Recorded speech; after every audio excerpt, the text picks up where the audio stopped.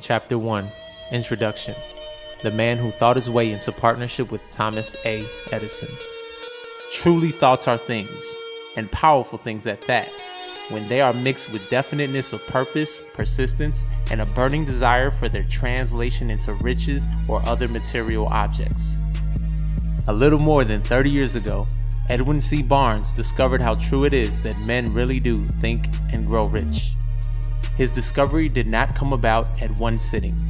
It came little by little, beginning with a burning desire to become a business associate of the great Edison. One of the chief characteristics of Barnes's desire was that it was definite. He wanted to work with Edison, not for him.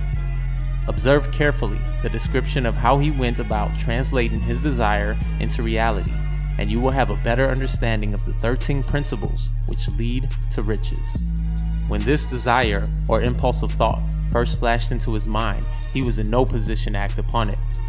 Two difficulties stood in his way. He did not know Mr. Edison, and he did not have enough money to pay for his railroad fare to Orange, New Jersey. These difficulties were sufficient to have discouraged the majority of men from making any attempt to carry out the desire. But his was no ordinary desire. He was so determined to find a way to carry out his desire that he finally decided to travel by blind baggage rather than be defeated. To the uninitiated, this means that he went to East Orange on a freight train. He presented himself at Mr. Edison's laboratory and announced he had come to go into business with the inventor. In speaking of the first meeting between Barnes and Edison years later, Mr. Edison said, "He stood there before me looking like an ordinary tramp. But there was something in the expression on his face which conveyed the impression that he was determined to get what he had come after.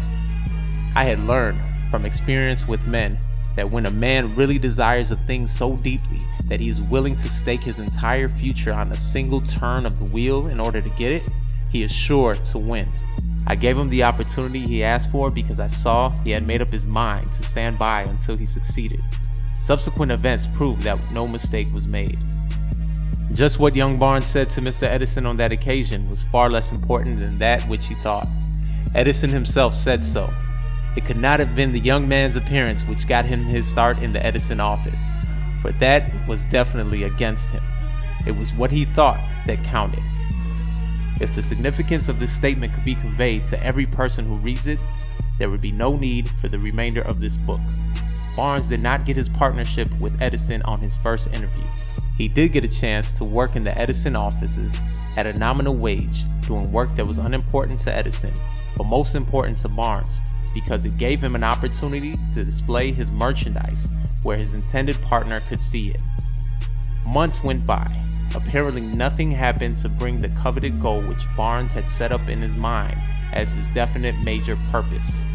But something important was happening in Barnes's mind.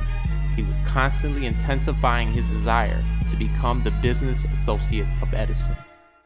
Psychologists have correctly said that when one is truly ready for a thing, it puts in its appearance. Barnes was ready for a business association with Edison. Moreover, he was determined to remain ready until he got that which he was seeking. He did not say to himself, "Oh well, what's the use? I guess I'll change my mind and try for a salesman's job."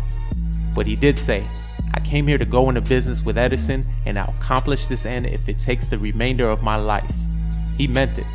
What a different story men would have to tell if only they would adopt a definite purpose and stand by that purpose until it had time to become an all-consuming obsession. Maybe young Barnes did not know it at the time, but his bulldog determination, his persistence in standing back of a single desire, was destined to mow down all opposition and bring him the opportunity he was seeking. When the opportunity came, it appeared in a different form, and from a different direction than Barnes had expected. That is one of the tricks of opportunity. It has a sly habit of slipping in the back door, and often it comes disguised in the form of misfortune or temporary defeat. Perhaps this is why so many fail to recognize opportunity. Mr. Edison had just perfected a new office device known at the time as the Edison dictating machine, now the Ediphone. His salesmen were not enthusiastic over the machine. They did not believe it could be sold without great effort. Barnes saw his opportunity. It crawled in quietly, hidden in a queer-looking machine which interested no one but Barnes and the inventor. Barnes knew he could sell the Edison dictating machine. He suggested this to Edison and promptly got his chance. He did sell the machine. In fact, he sold it so successfully that Edison gave him a contract to distribute and market it all over the nation. Out of that business association grew the slogan, "Made by Edison and installed by Barnes." The business alliance has been in operation for more than 30 years. Out of it, Barnes has made himself rich in money, but he has done something infinitely greater. He has proved that one really may think and grow rich. How much actual cash that original desire of Barnes has been worth to him, I have no way of knowing.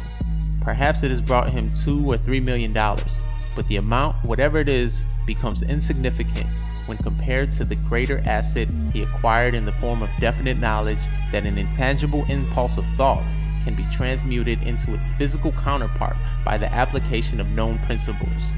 Barnes literally thought himself into a partnership with the great Edison. He thought himself into a fortune. He had nothing to start with except the capacity to know what he wanted and the determination to stand by that desire until he realized it. He had no money to begin with. He had but little education. He had no influence. But he did have initiative, faith, and the will to win. With these intangible forces, he made himself #1 man with the greatest inventor who ever lived.